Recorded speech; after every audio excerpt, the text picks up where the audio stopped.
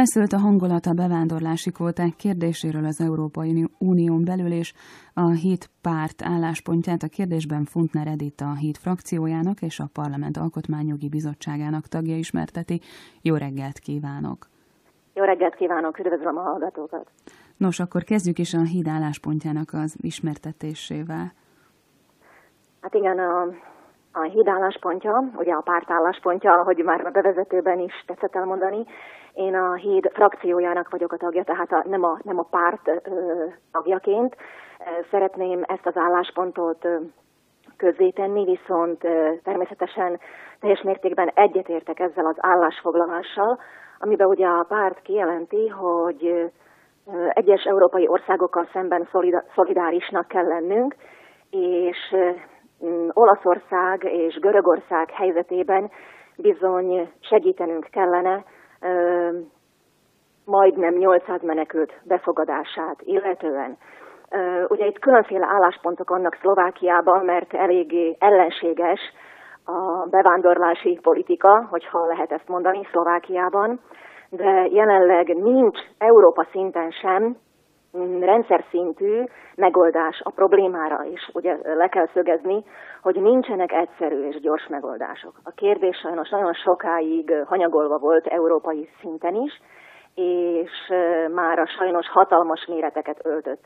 Ugye itt le kell szögezni azt, hogy mi nem az észak-afrikai államok polgáraival vagyunk szolidárisak, vagy szeretnénk szolidárisak lenni, hanem épp európai tagországokkal, tehát a déli tagországokkal is, és itt szeretnék rámutatni arra a kérdésre is, hogy esetleg Szlovákia is kerülhet hasonló szituációba, hasonló helyzetbe, hogyha minket például elözönlenének olyan menekültek, például Kelet-Európából, vagy esetleg távolabbi országokból, és nem tudnánk a problémát kezelni, és sajnos a két ország helyzetében, Görögország és Olaszország helyzetében a problémát már nem tudják a tagországok kezelni. Mindenképpen ugye elutasítjuk azt, hogy kollektív megoldások szülessenek, és szorgalmaznánk azt, hogy egyedi alapon kelljen elbírálni a kérelmeket, de úgy hiszem, hogy a jelenlegi állapotot, ami ugye tarthatatlan a két ország helyzetében, ezt mindenképpen meg kell oldani. Na most akkor én szeretném elmondani, hogy most miről is van szó, tehát olyan személyek befogadásáról lenne szó, akik szíriai és eritreai állampolgárok, és akik 2015 áprilisa óta érkeztek, vagy pedig, hogyha ez a mechanizmus ugye elfogadásra kerül, akkor meg fognak érkezni Olaszországba, vagy pedig Görögországba.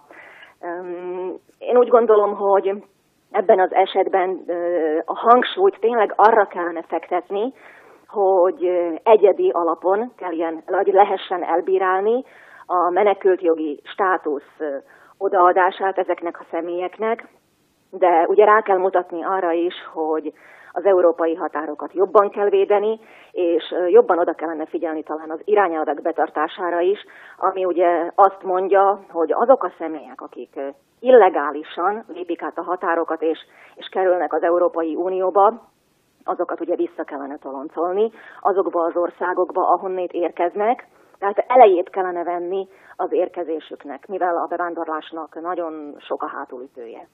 Számszerűsítsük egy kicsit az adatokat. Arról vannak információi, hogy jelenleg mennyi menekült el Szlovákia területén, illetve hogy mennyi embert jelent majd ez, ha életbe lépnek a kvóták? Hát a jelenlegi ajánlás alapján azt hiszem, hogy körülbelül ilyen 750 személyről lenne szó, hogyha ezek a kvóták elfogadásra kerülnének, tehát ez nem egy hatalmas szám, és Szlovákiáról ugye tudni kell, hogy nagyon kevés személy folyamodik itt menekültjogi státuszhoz. A bevándorlás itt nálunk, azt mondom, hogy hála Istennek nem ölt olyan nagy méreteket, mint például Európa más fejlett államaiban. Ugye Németországban, Franciaországban, de akár Svédországban is ez hatalmas méreteket ölt, és ezek az országok bizony nagyon sok menekültet fogadtak már eddig is be. Én mondjuk picit lehet, hogy rátérnék arra is, hogy mik a hátulütői a bevándorlásnak, mert nagyon sok esetben ugye beszélünk arról, hogy milyen előnyökkel származna. Én rámutatnék arra, hogy hogy ugye vannak ennek nagyon negatív dolgai is, tehát a fekete munka elterjedése, az embercsempészet, ez azt hiszem, hogy nem az a dolog, amit mi itt Európában támogatni szeretnénk. Akkor itt van az idegen kultúra, a vallások, a szokások, amik eleve ugye irritálják a többségi lakosságot, különösen akkor, hogyha bevándorlók és bűncselekményt követnek el.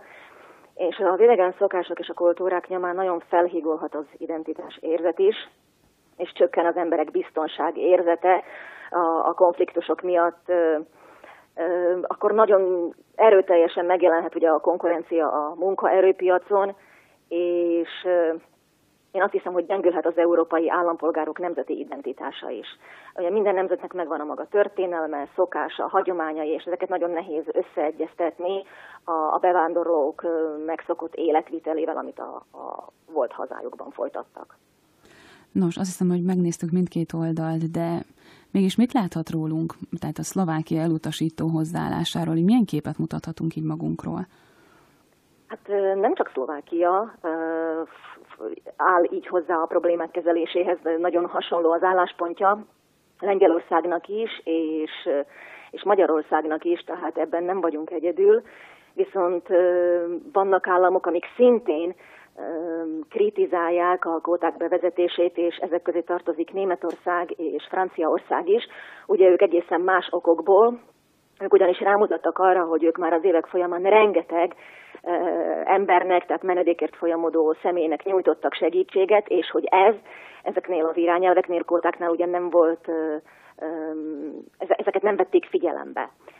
Azután ugye itt van egy ilyen dublini egyezmény is, ha nevezhetem így, ami rámutat arra, hogy azoknak az országoknak kellene csak is ezt a problémát megoldani, ahova a menekültek érkeznek. Tehát van egy ilyen európai megegyezés, hogy ezt kizárólag Görögországnak és Olaszországnak kellene kezelni, és ugye a többi ország ebbe nem kíván szolidaritást vállalni. Tehát itt nagyon különféle vélemények vannak, és azt hiszem, hogy Szlovákia a hivatalos álláspontjával nincs egyedül, viszont, amint az elején is elmondtam, a híd álláspontja ugye az, hogy mégiscsak szolidárisnak kellene lennünk, és ezt a 750 személyt azt hiszem, hogy ebben az esetben az ország képes lenne befogadni.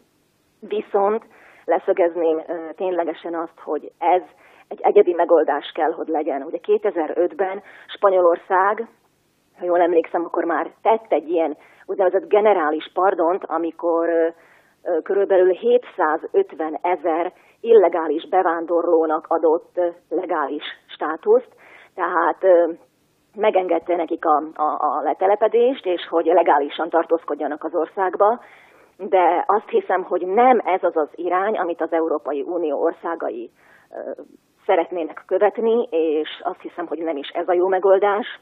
Azt hiszem, hogy jobban oda kellene figyelni tényleg arra, hogy a határokat jobban védjük, segítsük a probléma megoldását azokon a helyeken, tehát konkrétan azokban az övezetekben, azokban az országokban, ahol ez a probléma kialakul.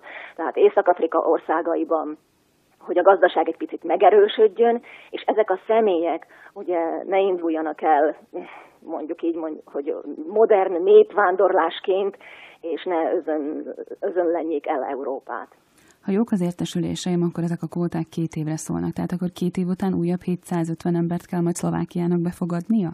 Nem, én azt hiszem, hogy nagyon gyorsan meg kell ezt a problémát oldani, és ez tényleg egy egyedi megoldás. Tehát ez a jelenlegi, mostani problémának a gyors kezelése. Ön hogy látja, tud a jövőre nézve az Európai Unió olyan megoldást találni, amely megakadályozhatja a bevándorló közönlését? Mindenképpen oda kell figyelni ugye a határok védelmére. Igen. És az embercsempészetet kell figyelni, tehát ezeknek a hajóknak az útvonalát esetleg monitorozni, föl lehet őket elég ügyesen deríteni az internet segítségével is, tehát az infrastruktúrájukat kell valamilyen módon megszüntetni, mert véleményem szerint ez az egyetlen járható út, hogy hogy ezek az emberek, ezek a személyek, akik ugye elindulnak, és különféle okokból a hazájukat hátrahagyva el szeretnének jutni Európába, akkor ne legyen a lehetőség egyáltalán tengeri, vagy esetleg szárazföldi úton is bejutni Európába. Tehát mindenképpen oda kell figyelni arra, hogy ezek az embercsempészek, vagy ezeknek a központjai valamilyen módon megszűnjenek. Ezekre kellene szerintem pénzt fordítani. Ugye az Európai Unió irányelve az, hogy azok a személyek, akik illegálisan bekerülnek az Európai Unióba, visszakerüljenek a saját országokba. Tehát erre az Európai Unió hajlandó költségeket fordítani, jogi segítséget és másmilyen anyagi segítséget is nyújtani. Esetleg olyan áron is, hogy az észak-afrikai országok gazdasága valamilyen úton, módon föllendüljön. Erre vannak pozitív példák is, például itt van Kenya vagy Tanzánia, ahonnét ugye nincsenek menekültek, mert az ország gazdasága jobb lábakon áll, mint például Maliban, vagy Eritreában, vagy Szenegálban, vagy a Nyugat-Afrika partjainak országaiban. Feszült a hangulat a bevándorlási kvóták kérdéséről az Európai Unión belül, és a HIT párt álláspontját a kérdésben Funtner Edith, a HIT frakciójának és a Parlament Alkotmányjogi Bizottságának tagja mondta el. Köszönöm szépen, a viszonthallásra! Minden jót, viszonthallásra!